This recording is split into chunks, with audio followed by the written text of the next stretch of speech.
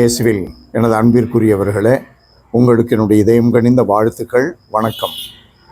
அன்பானவர்களே, இன்றைய நற்செய்தி பகுதி யோவான் நற்செய்தி 10வது அதிகாரம் 31 42 முடிய. இயேசுவின் மேல் எரிய யூதர்கள் கல்லை எடுக்கிறார்கள். எச்செயலுக்காக என்னை கல்லால் அடிக்க பார்க்கிறீர்கள், தந்தையின் விருப்பப்படி நான் செய்வதற்காக, என்னுடைய சரியான செயல்களுக்காக, தந்தையின் கட்டளைப்படி செய்கிற செயல்களுக்காக என்னை கல்லால் அடிக்க பார்க்கிறீர்களா என்று கேட்கிறார்.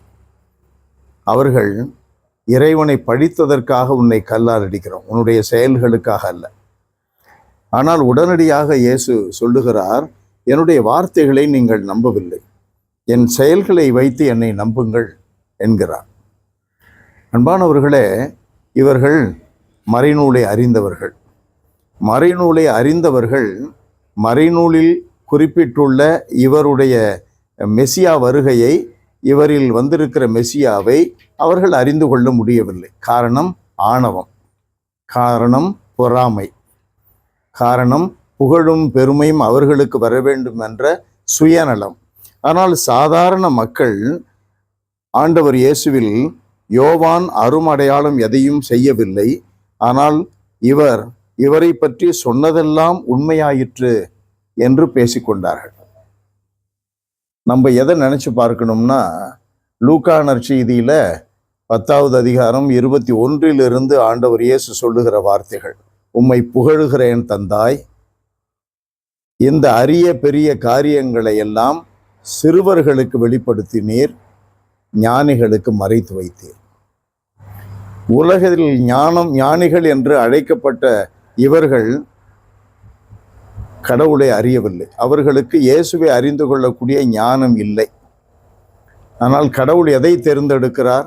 1 கொரிந்தியர் 1 அதிகாரத்தில் 28 27 நாம் வாசிக்கிறோம், உலகம் மடமை என்று கருதுவதை கடவுள் தேர்ந்து கொண்டார். அன்பானவர்களே, நாம் எவ்வளவு எளிமையாக இருக்கிறோமோ அந்த அளவிற்கு கடவுள் நம் வழியாக பேசுவார், செயல்படுவார். இயேசு ஆண்டவர் தன்னை வெறுமையாக்கி கொண்டார். ஆகையினால் அவர் வழியாக அரிய காரியங்கள், அற்புதங்கள் நிறைய நிகழ்ந்தன. உலகில் ஞானிகள் என்று அழைக்கப்பட்டவர்களுக்கு அதில் கடவுளை காண முடியவில்லை, மெசியாவை கண்டுபிடிக்க முடியவில்லை. எல்லாம் வல்லவரே, எங்கள் இறைவா, உம்மை போற்றி புகழுகிறோம், தாழ்மையோடு ஆராதிக்கிறோம். ஆண்டவரே, உமக்கு நன்றி செலுத்துகிறோம். அனுதின வாழ்க்கையில் நாங்கள் உம் திருமகன் இயேசுவில் இருந்த மனப்பான்மையே எங்களில் இருக்கும்படி உறுதியாக நாங்கள் எண்ணவும் செயல்படவும் அருள்வீராக. எளிமையாய் நடந்து உமக்கு ஏற்புடையவர்களாய் வாழ எங்களுக்கு அருள்வீராக. உம்முடைய திருமகன் கிறிஸ்து எப்படி வெறுமையாக்கி கொண்டாரோ அதுபோல நாங்களும் எங்களுடைய ஏழ்மையில் எங்களை செல்வராக்க அவரே ஏழையானாரே, அதனுடைய ஆற்றலால் நாங்களும் அவருக்கு ஏற்ப நடக்க எங்களுக்கு துணையிருப்பீராக. இயேசுவின் நாமத்தில் ஜெபிக்கிறோம் பிதாவே. ஆமென், ஆமென்.